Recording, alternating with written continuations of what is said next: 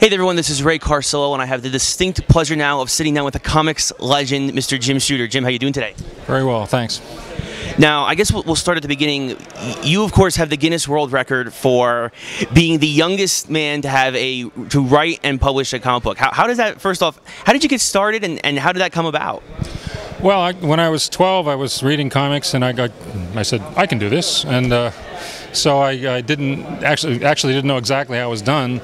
So I spent actually about a year sort of studying what was good about comics and what I didn't like about some, and when I thought I had it figured out, I wrote and drew this comic book because I didn't know what a script looked like. My drawings weren't that good, but just to show what the characters were doing, I did it the best I could, little stick figures, and lettered in the balloons and stuff like that. I sent it into DC Comics, and long story short, they bought that, and they bought everything else I ever wrote, and they made me a regular writer, and I worked my way through high school.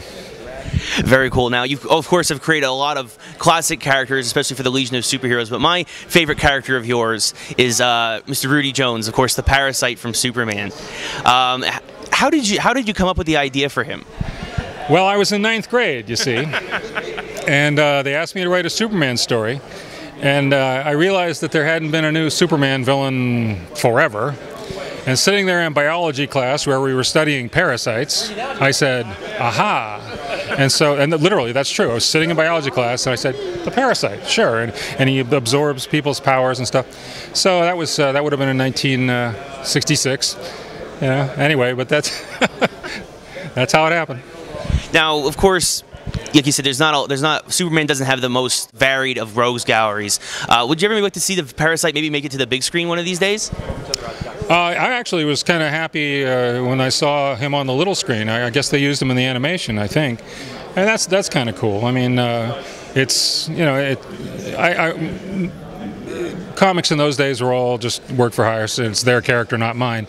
But it was kind of flattering in a way that it got used in the cartoons and stuff, and I'm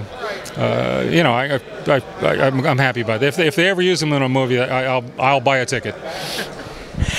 Now, of course, later on you became the editor-in-chief of Marvel from 1976 to 1987, and you had some of the most, I guess, one of the more controversial runs there.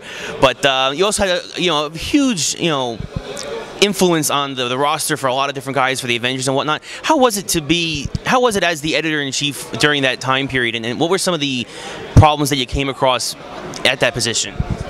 Well, when I came in, I mean, the business was dying. Things were in terrible shape. They were very bad for creators. The Marvel was losing money. DC was losing a fortune. And I took the job on the condition that I would be allowed to do things to turn it around.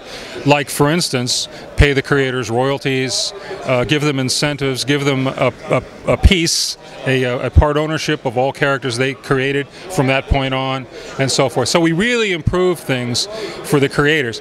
And some of it, I mean, they were happy to get more money, but also I was telling them at the same time, you have to tell better stories, and you have to tell them well. And you had a bunch of guys who, even though they hadn't been paid much, at least no one had been telling them what to do. It was total anarchy before I came in. So when somebody comes in and starts saying, no, it's about time to do your job, some of them get upset and they go to the fan magazines and they talk bad about you. But I wasn't controversial for the first few years because we turned it around. We started doing better. We started doing very well. We were doing amazingly well. And by the time I turned 30, you should have seen the party they threw for me. I mean, everybody they had benefits, they had royalties, they were making money, we were doing well, and they threw me this tremendous party, and I felt really good about it. Right about that time, the people who owned Marvel, because it was doing so well, they decided it was time to cash in and to sell the company. As soon as you start trying to sell a company, things started getting bad for the employees because they're pinching pennies. The bosses are they're basically selling you down the river. And since I didn't want my people mistreated, I got into a war with upper management. And as things were getting worse and worse for my guys, I guess I became controversial. But you know, I mean, it was the best of times and the worst of times. We did some good things, and some of those things are still in effect in the comic industry today. And I'm proud of the fact that I was able to change the nature of the business and make it a little more fair. It wasn't just me; lots of people helped. I'd do something, and then DC would fire back. They'd introduce some plan, you know. So, but I got the thing going, you know. I mean, at least I got it going at Marvel, and you know. So I think I used to joke that people at DC were getting paid more money because of me, but it's only maybe a little true. But anyway, those were good times, and everybody in the business started getting on the bandwagon and you know, improving things, and it was good for all of us. I think that's why there's so many great creators in comics today.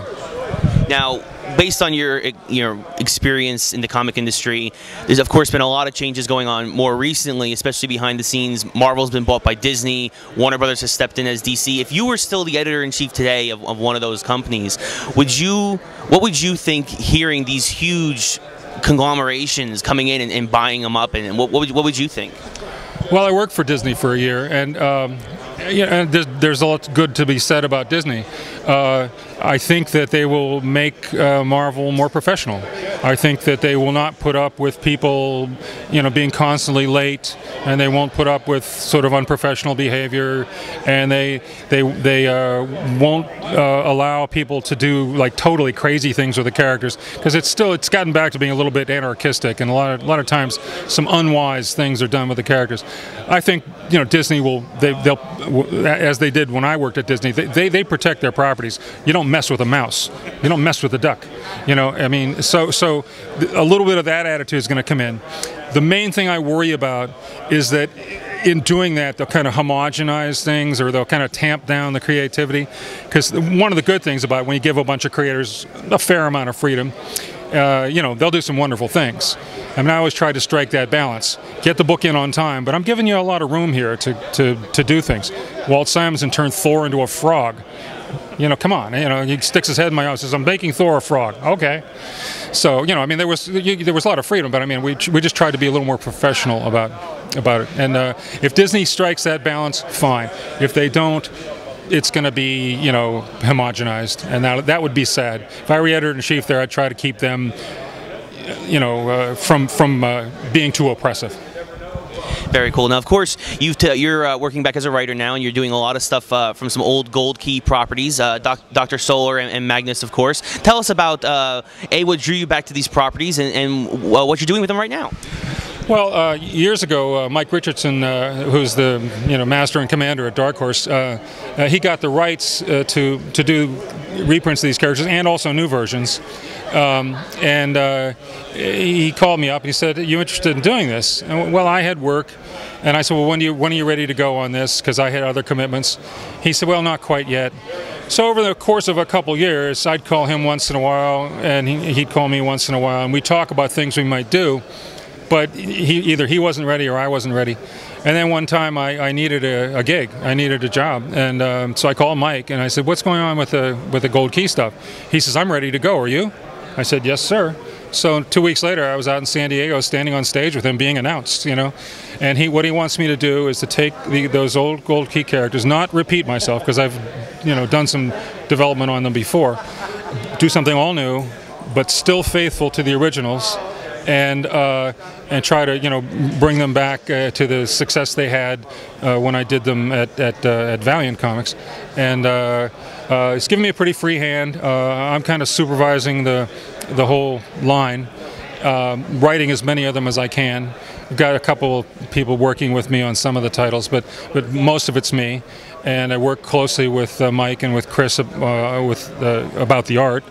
And we're just getting started. We're just getting started. So give us time. Give us time. But it's coming right along, and we're getting. I got a great response here at this show. People seem to like it. So knock on wood. Awesome. Now you're back into writing. Of course. What would you prefer? Would you be back? Would you like to be back in the editor-in-chief, the head honcho kind of role, or are you just happy just writing comics again? I like doing creative work. I mean, if this editor-in-chief situation I had at Marvel it doesn't exist these days. I mean, basically there were some people upstairs who handled business things, and they really weren't interested in the comics, and they kind of left it all to me. and that was good and bad. I mean, it made things hard sometimes, but I had a lot of ability to get things done. And I did. Nowadays, especially with the big corporations getting involved with the major companies, I think there are like layers of bureaucracy between whoever's editor-in-chief and the president. I worked for the president. I reported to him. I just walk into his office and say, you know, if I had a problem and tell him. I think these days there's a lot more layers of corporation, you know, to deal with. So I'm not sure it would be the same, and I'm not sure it would ever exist again. The only person who has a situation anything like mine is Mike Richardson, because he owns the company, and he's not the editor-in-chief per se, but he keeps his hand in, and he's very active. He's a brilliant guy, and you know, he has the ability to say, let's do the gold key stuff, and there it is, you know. Very cool. Mr. Shooter, I really appreciate your time. It's been an honor talking to you, sir. Of course, everybody go pick up your copies of Doctor Solar and Magnus, of course, from Dark Horse, written by Jim Shooter. And I'm Ray Carsillo.